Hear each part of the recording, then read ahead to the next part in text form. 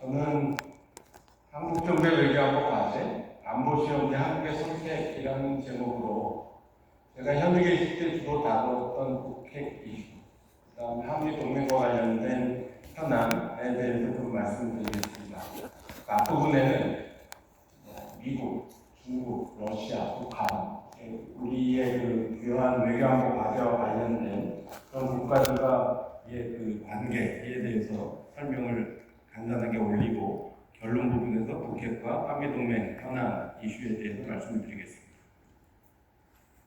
먼저 우리의 외교안보 환경입니다. 이혜정 교수님도 말씀하셨고 또 최종권 교수님도 말씀하셨는데 트럼프 2기 이제 출범 이후에 우리 한미동맹의 현주소를 보면 기존에는 미국이 기여하는 공동 안보 공동체로서의 동맹이었다고 하면 이제는 미국이 일방주의적으로 현실주의에 입각해서 거래를 요구하는 그런 동맹으로 전환이 됐다. 그러다 보니까 거래라는 게 뭐죠? 서로 값이 맞지 않으면 깨질 수도 있는 거죠. 그래서 미국의 안보 공약의 신뢰성이 저하되고 있다는 게 한 가지고요. 두 번째는 최근에 이란 전쟁과 관련해서 사드 체계가 나간 건 아니고 탄약의 일부가 반출이 됐다 이런 이야기가 나왔었는데 여하튼 우리 정부와의 별다른 협의 없이 이런 미국의 안보 자원이 여기로 배치됨으로 해서 우리 이 동맹국들이 영내 안보에 미칠 부정적 영향을 우려하는 그런 상황이 다가오고 있다는 거고요. 세 번째는 미국이 독자적인 행보를 도입으로 해서 동맹국들은 전략적 불확실성 속에 놓이게 됐다는 거고요. 네 번째는 브런슨 주한 미군 사령관이 최근에 여러 가지 논쟁적인 이슈에 대해서 언급을 함으로 해서 동맹 연루 가능성에 대한 우려가 우리 사회 내에 높아지고 있다 이런 말씀을 드릴 수가 있겠습니다. 또 우리 한반도를 둘러싸고 중요한 이슈 중에 하나가 미중 간의 전략 경쟁 이슈입니다. 제가 현직에 있을 때 중국의 제 카운터파트는 늘 그렇게 이야기했죠. 한반도 특히 북한과 관련된 문제에 대해서 협력할지 여부는 미중 간의 전략 경쟁이 어떻게 진전되느냐에 따라서 하부 의제로서 협력 여부가 결정이 될 것이다 이런 이야기를 했습니다. 근데 최근에 미중 관계가 변화하는 것을 보면 통상 갈등이 트럼프 과거에는 중국을 고립시키는 그런 디커플링 전략으로 갈등을 더 조정해왔다고 하면 최근의 결과를 보면 통상 문제가 반리 체제로 이렇게 들어가는 그런 변화를 보이고 있습니다. 이런 것은 사실 미국이 자발적으로 했다기보다는 중국의 맞대응 전략이 상당한 효과를 발휘한 거 아니냐 그렇게 볼 수가 있고요. 두 번째는 중국의 안보 공세가 상당히 강화가 되고 있고 반면에 미국은 상당히 유화적인 태도를 보이고 있습니다. 그래서 이번에 시진핑과 트럼프 두 정상이 건설적 전략적 안정관계를 추진하기로 합의를 했는데 연내 두세 차례 더 있을 것으로 예상되는 미중 정상회담에서 이와 관련된 논의가 어떻게 진전될지 주목이 됩니다. 또 이어서 나흘 만인가요? 베이징에서 푸틴과 시진핑 간의 중러 정상회담이 있었습니다. 동맹을 추구하지는 않지만 두 나라는 준동맹적 협력에 합의를 했고 특히 미국을 겨냥해서 새로운 다자질서를 구축해 나가기로 합의를 한 바가 있습니다. 그리고 아울러서 중국의 동해 진출 문제와 관련해서 북한까지 그래서 북중러 3자 협력을 추진하는 문제에 대해서 합의를 했고 대북 제재 압박에는 반대한다는 입장을 분명히 밝히고 또 북한의 비핵화에 대해서는 친곡하는 그런 행태를 보였습니다. 북한의 전략적 위상은 최근 몇 년 동안 상당히 강화가 됐다라고 우리가 말씀드릴 수가 있겠습니다. 북러동맹이 2014년 6월에 부활을 했고 북중 관계 역시 북러 간의 밀착 관계를 견제하고자 시진핑이 이번에 평양에 갔고 그런 차원에서 또 북중 간의 전략적 협력이 상당히 강화되는 그런 상황이 전개가 되고 있습니다. 아시는 바와 같이 2023년 12월부터는 적대적 부국가 정책을 북한이 평으로 해서 대남 관계를 철저히 차단하고 있는 그런 상황입니다.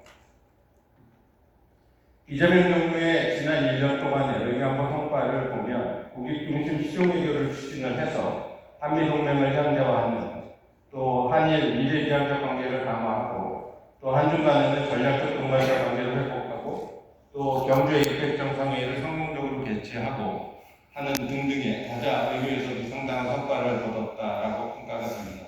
그래서 이러한 것들을 통해서 내란을 극복하고 대한민국이 모범적인 민주국가로서 국제사회에 복귀했다는 메시지를 전달하는 그런 일련이라고 평가를 해볼 수가 있습니다. 북핵 해법과 관련해서는 이게 저의 그 두 결론 중에 하나인데요. 최근에 국제사회에서 전문가들이 제재 위주의 비핵화는 실패했다. 그러니까 기존의 제재 일변도로서 북한의 선비핵화를 요구하는 그런 접근법은 실패를 했다. 그래서 비핵화를 장기적인 목표로 관리를 하고 오히려 북한과의 위기 관리, 북한과의 관계를 어떻게 안정적으로 끌고 갈 것인가에 초점을 둔 새로운 접근이 필요하다라는 주장이 나오고 있습니다. 이재명 정부의 해법도 이와 맥락을 같이 한다고 저는 생각을 합니다. 중단, 축소, 핵없는 한반도 그런 3단계 해법인데요. 단계적이고 실용적인 접근이다라고 저는 생각을 합니다. 과거에 먼저 비핵화를 하면 그 이후에 북한의 밝은 미래가 보장이 될 것이다라는 그런 당근책이 나중에 나오는 그런 것보다는 오히려 2018년도에 우리가 고개를 갸우뚱하면서 봤던 싱가포르 공동성명상의 구조, 그 구조가 뭐냐면 관계는 하나가 필라원이고 두 번째가 평화체제고 세 번째가 비핵화였거든요. 그때 당시에 우리는 이게 순서가 바뀌었다, 비핵화가 앞에 나와야지 이렇게 생각을 했는데 이러한 방향으로 접근법을 고쳐나갈 필요가 있는 것은 아닌가, 그런 생각을 정부 내에서도 하고 있는 것으로 듣고 있습니다. 아울러서 국제사회와의 협력이 북핵 해법과 관련해서는 대단히 중요할 텐데 뭐니 해도 제 개인적인 생각으로는 트럼프 대통령의 그 김정은과의 정상 접촉이 가장 중요한 그런 수단이다라고 생각을 하고요. 그런 상황에서 한미 공조가 가장 중요하다. 그리고 평화체제와 관련해서는 최근에 정정용 통일부 장관이 몽골에서도 연설을 하신 걸로 듣고 있는데 남북 미중 간의 4자 회담을 통해서 이러한 문제를 논의할 수 있는 거 아니겠느냐.